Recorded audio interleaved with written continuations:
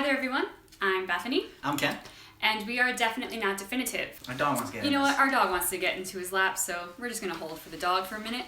Today we are ranking The Incredible Hulk. Are you comfortable now, little one? Yeah, she is. We said they were going to be in our films. I don't know And if you can see her head or not, but that's alright. that's what's happening. We're both wearing green for The Incredible Hulk. We are. We're so cute. Our first question is, how likable is the lead male and the lead female? I gave them both a 1.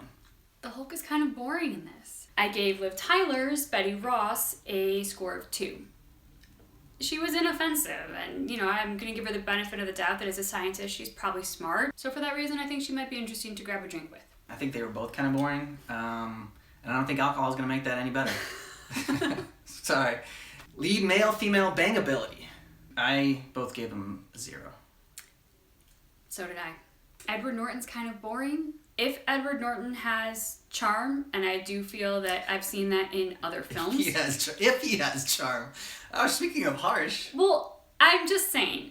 I've seen him be more charming in other films. Betty Ross, she just, I don't know, she didn't do it for me. It kind of falls into the whole Pepper Potts thing from our last episode. If you're gonna get me into bed with a woman, she's gotta have something special. Sorry, Betty Ross. Sweet's not that special. Liv Tyler, you give me Arwen or Eowyn or I think It was Arwen, baby. Eowyn's the blonde whose sword fights. Arwen was the one on the horse and the elf. Give me both of them. I promise that when we do our Lord of the Rings review, he will know the characters' names. Lead male and lead female relatability. We differed on this one a little bit. Yeah, we did. I gave them both a 1. I said I know some people like that, but I wouldn't call them friends. I gave both a 2. Obviously, we don't know anybody who's got gamma radiation poisoning, and obviously we don't know anyone who turns green. Not in the circle that I hang with. I felt they were standard enough as a male lead and female, and I'm sorry, but kind of plain Jane Edward enough. Norton might have charm, and he is standard. That is why she's not banging him. I feel bad saying Edward Norton and Liv Tyler. It's really Bruce Banner and Betty Ross. It wasn't bad enough to be offensive. It was basic. And the basicness of it made me go, yeah, these people exist in the world. Okay, I'll give them a 2. And what does that say about your friends and family that they're basic? No, I didn't put it. I hope that's not how you describe me to people when you describe me, like, my fiance, oh yeah, he's so basic, I love him. Alright, so what's the villain's end goal? We ultimately decided that the Abomination was the villain, yeah? Yes, the Abomination. General Ross is not exactly your likable guy, No. and he's kind of a sub-villain. So for the Abomination, his ultimate goal is power. He's, the guy just wants to get more power, and that's his ultimate goal. So I gave him a 1. As did I. So the villain's end goal really only affects the hero. So we both gave him a 1. He just wants to go after the Hulk. So even his entire goal is not world domination or something. It's strictly he wants to beat up the Hulk. How strong is the villain compared to the Hulk? Both gave it a 2. Yes. So it's equal to the hero. That's how strong the villain is. Do you care about the villain? 0. I gave this a 0. Villain bangability. No thanks. I'm good. Yeah. No. Just no. Side characters. I wanted to include Bruce Banner's dog in the beginning as a side character, but I've been overruled. I vetoed her because there was really only one scene the dog was in. She says there's 2, but the second scene the dog fell asleep. We just have Mr. Blue. We redid our side characters a little bit. 0 still, nothing really. But we moved 3, which was the plot has some holes without them, into number 1.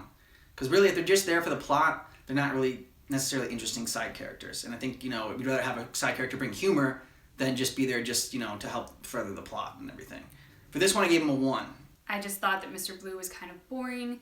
He didn't really bring humor or heart to the story. He strictly filled in some plot points. The plot. So for the plot, we both gave this a 1. Yeah. It was predictable but boring. Female empowerment. What role do women play in the movie? So I gave it a 0. I said that, they are there merely for decorative purposes. And interestingly enough, we're both in agreement on this. I also said they were there for decorative purposes. However, in seeing your review, I have a bone to pick with you. Okay. How is it that you would say that this movie did better at female empowerment than Iron Man? Because even though, Pepper Potts pushes the button in the end and saves it, I think this movie at least didn't diminish women as much as Iron Man did. again, the strip club in the airplane was bad. I think that set female empowerment back like 10 years. The only way that you ever see women in this movie is as the damsels. Liv Tyler, even in the big moment when they're going to be doing these experiments on Bruce Banner, she's strictly there to hold his hand. And then you have... So you would rather have women be objectified in movies than seen as weak and damsels in movies? I don't want it either way. All I'm going to say is, as a woman, being perceived as nothing but the damsel in distress is insulting. And that is all... She should at least be sexified. She should at least be seen as something sexy that men could want to have sex with. Better than being just a damsel. I think some people would say that Liv Tyler is seen as somebody that men would want to have sex with. My point is not that. I'm talking about the fact that Liv Tyler and the only other female character in this entire film who's seen in the beginning are purely damsels in distress. Soundtrack, I gave it a 0. I couldn't tell you one song. I could tell you one song in there. They had the song from, I think, the old Hulk TV show. For like 5 seconds they had it in there. I was like, oh, that was nostalgic. And then that was it. Number of moments that made me laugh, chuckle, or smile. I gave humor a 6. So I had 6 times. 3, and I think 2 of them belong to Bruce Banner's dog. Visual effects. I gave visual effects a 0 for the CGI. Bad CGI. I gave it a 0 as well. And this is probably 95% about the Hulk's hair. God, yeah, what was that? It was like the Hulk was in an Herbal Essences commercial. The hair was very focal to the Hulk in this, and I think more than it needed to be. Love story. At first, I was giving it a 0. I thought that both Edward Norton and Liv Tyler really delivered on the love as Bruce Banner and Betty Ross. I thought the love story was super cheeseball. Edward Norton put his hand over his heart. I agree, that moment. Oh, swoon. The girl I love. Just, the rain is coming down on them when they get their reunion. Which Kissing. Of course the girl is in a white t-shirt with the rain scene. Yeah, okay. Oh. Female empowerment taking a dip there. Taking a dip, yeah. That's the first one that objectified a little bit. Eventually I gave this a 2. A 2. I said at least it's believable. In particular, there was a moment in the helicopter when Bruce Banner is handcuffed and she's sitting across from him, and she just very slyly slipped her foot up towards his, and then he grabbed her hand. I think they sold it, and I think it was probably one of the crowning achievements of this movie. What made it 2 was the hotel scene with them. I thought that their interaction in the hotel made them a lot more believable as a couple. And the moment where Liv Tyler doesn't want to give up her lip gloss made me think of you. Even if her chapstick had a tracking device in it, I don't think she would give it up, ever. I think she would let us go to jail so she could have her chapstick. And so that's why, that's what made me kind of endeared to them. Dialogue. I gave dialogue a 0.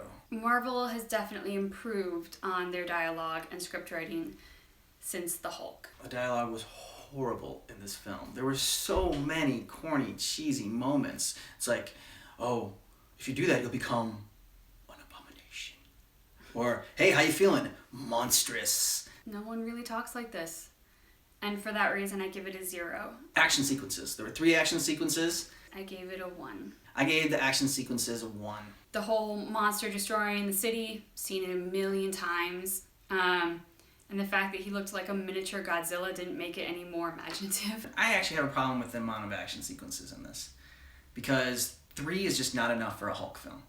A Hulk film needs to have 10 action sequences in it. Hulk smash, people. Yeah. Hulk smash. Heart. I gave the heart a 1. I gave the heart a 0. Entirely based on the love story, which in my opinion was the one redeeming factor in this movie. For our scores, I gave The Incredible Hulk a 18. I gave it a 22. Which gives it an average score of 20. Kind of a steep decline from the Marvel Cinematic Universe film 1 to film 2. 20 is kind of the bar for, a lower film. If they're in their 20s, it's probably going to be in the bottom 5, I would think. Which is significantly less than Iron Man. So right now that's in the lead, and Hulk's number 2. Although I have a feeling it's not going to stay there. Probably not. So thanks for watching, and we'll see you next week for, I think, Thor. I do think Thor is next, yeah. All right, this is Definitely Not Definitive, signing off.